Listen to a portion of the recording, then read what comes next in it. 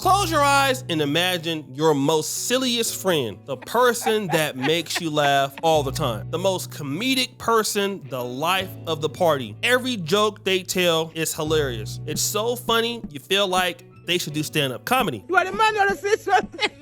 But what if he turned around and found out like 2 weeks later, that person became a mayor of a big city, or that person became the president of the United States? You'd be like, damn, like the guy, but I would have never voted for him. There is no way I can take that guy or girl serious. I mean, this is just insane. Like, who is dumb enough to nominate this person and then vote for them? Well, all you gotta do is go to the city of Chicago, and there were plenty of idiots that voted for, you guessed it, Mayor Brandon Johnson. And besides being a mayor, he doubles as a comedian. Yes, he's funny without knowing it. The things that he says and does, you just can't take serious. Now, there are many clips I can go over on this particular episode, but I'm not. It's only one that I'm gonna deal with. This hilarious one right here. New at 6, Mayor Brandon Johnson is unveiling his newest community safety strategy, a hyper-local investment approach.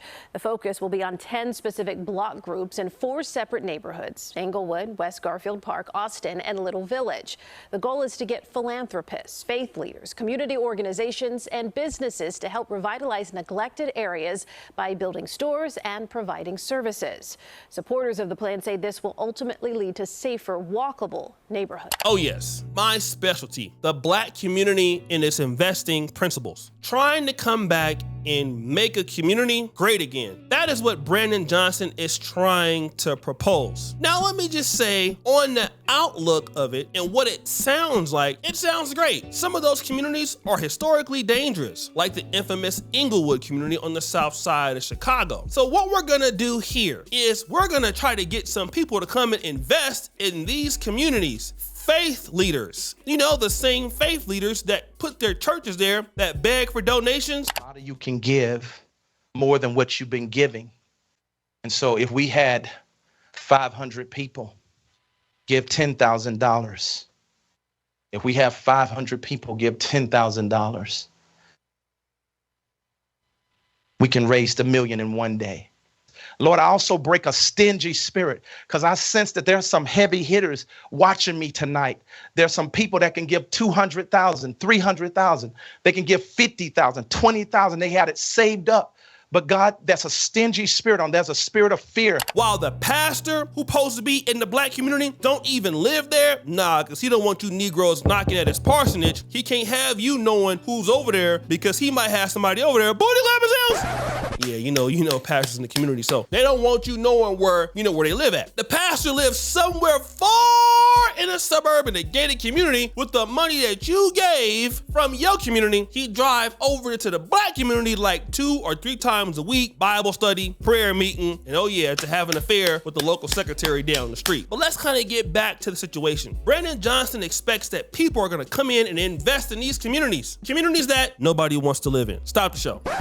Brandon Johnson, let me ask you a question. Why does nobody want to live there? Rewind! You see, this is where Democrats or Black liberals get it wrong. And I don't mean to use that message and shout out to my boy George, but Black people in general. You see, we have this guilty complex, some Blacks, about being successful. But when you look at these neighborhoods all on that list, what do you get? Well, you get like that nobody that's successful wants to live there. So you want to throw money at a situation that nobody wants to live there. No, it can't happen. Let me give you an example. People are talking about the coming back to Africa movement, return back to Africa. Countries like Ghana really understood the messaging well to all of its diasporan children. Come back to Ghana and build. They never said, come back and invest in Africa and go back home. That really wasn't the argument from Ghana or Sierra Leone. That's why countries are giving citizenship. Wanna know why? They know it takes you to come back here and bring not only your money, but you gotta bring your skills and your talent, and unfortunately, you gotta be here every day. That's why your boy O'Shea do Duke Jackson is not in America. I'm in Uganda, and all of my efforts require me to be where? Here every day. I can't just throw money at this. I gotta be here to be able to create the change that I need to see for my vision. What Brandon Johnson is saying? Come in and invest and create jobs. But guess what? Your skilled people don't want to be associated with it. So who runs those communities? Well, rewind. I can give you an example of a lady who runs a city nearby. Her name is Tiffany Henyard. I'll let Mr. Edward Steve explain what the Dalton City Council is about and their trustees and the mayor. What's the thing that we all see here? I know she wants to say I'm a black woman, and it's because I'm a woman. You know how many women that she's affecting? Look at what she did to Dr. Scott down the street. She won't even let her open up. Look how she talks to the other black women up here. These are all single mothers, just like her. Look how she talks to them. Look how she talks to the clerk who's old enough to be her mother. Look how disrespectful she is. If y'all can't see that, a lot of y'all do see that. I just don't refuse to see it. She's so disrespectful. And she told Brittany, don't say nothing else. I don't want to hear from you no more. How do you talk to an adult like that who's elected?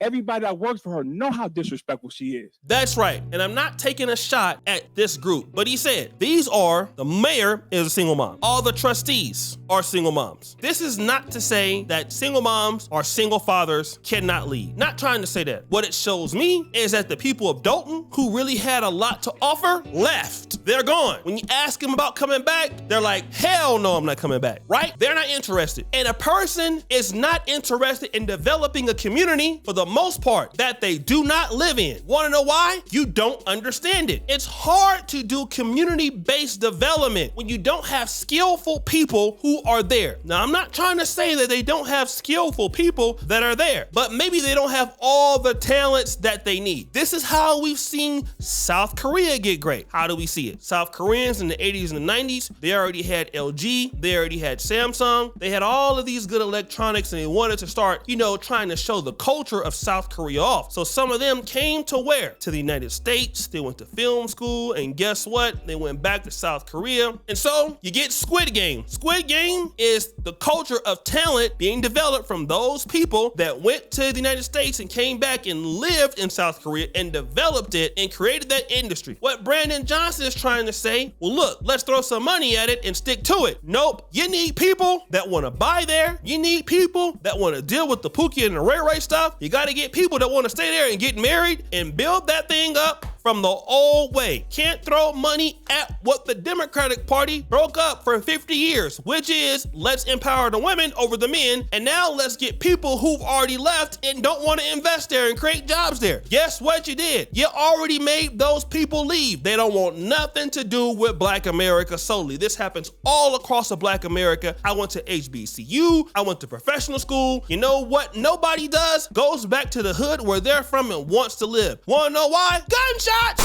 That's why you don't want to get robbed coming in from work. So what does Brandon Johnson got to do? He needs to incentivize people to live there, incentivize people to bring businesses there, and incentivize people to do what? Get married. I'm sorry. Most neighborhoods that are typically ran by single parents are the ones that people don't want to live in. It's just the truth. Whether it be a man single parent or a woman single parent, there is a correlation with crime. The reason why there's a correlation with crime is because you don't have a unit. You need both your mother and your father there, and those things create businesses. Want to know what else creates businesses? Men.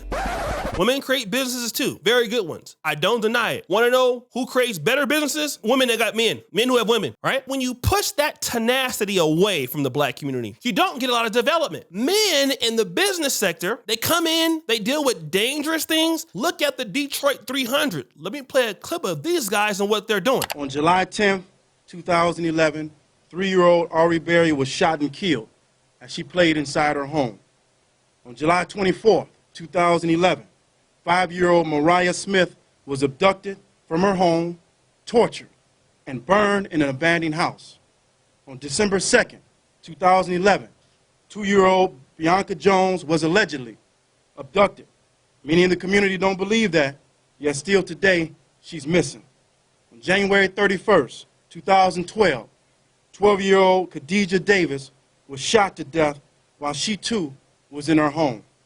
Finally, on February 20th, 2012, 9-month-old Delrick Miller IV was shot to death by AK-47 round as he slept in his home.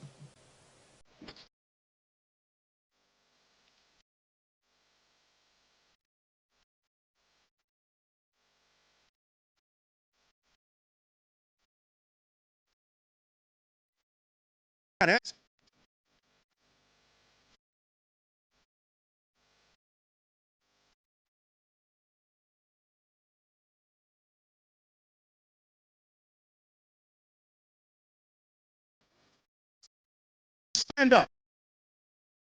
You see, those are the guys you need to be in communities. These are the kind of guys that are incentivized. Hey, I've hit these guys up with a cash check before. Why? Because I believe in what they're doing. These are the kind of men that come in and say, hey, listen, this is our community. We want to be here. We want to take care of our women, and we want to create businesses, and we want to do this because we want to see it win. Not investors who don't know the community, and definitely faith-based leaders who don't live there, who don't understand it, and they don't want to get their hands dirty. There is no way of not dealing with these communities without getting your hands dirty. And here's the elephant in the room, Brandon Johnson. Stop the show. $300 million to migrants. That was the money that would have rebuilt Black American societies. If you want to throw money at it, could have created some kind of incentive program for teachers to want to live there. Could have created this incentive program for entrepreneurs or social hubs want to start there. You got to incentivize people to want to live in these places that nobody wants to be in and create jobs and to bring development with the city's money sometime and huge discounts sometime. But nobody wants to do it, so you're going to look outside of the community to get it done. When people who outside of the community invest, they don't have a real connection with the community, so they don't care. That's why you see South Korea develop. This is why we see UAE, Saudi Arabia develop. Want to know why? Their people were concerned about developing that particular location. And if Brandon Johnson can't find those people, it won't matter. That's why I said the guy's a joke. He's not even thinking. You cannot just say, well, here's the money and boom, invest. No, here's some money and okay, the people in the community, how can we incentivize productivity in those communities? How can we incentivize this? But hey, when you don't have no father and a woman in the house, or you got a whole bunch of crack addiction or drug addicted people there, or whatever it could be there, well, for 50 years, that culminates. So now you need people to come in and try to stop that, and it takes what? Maybe 80 years to reverse it.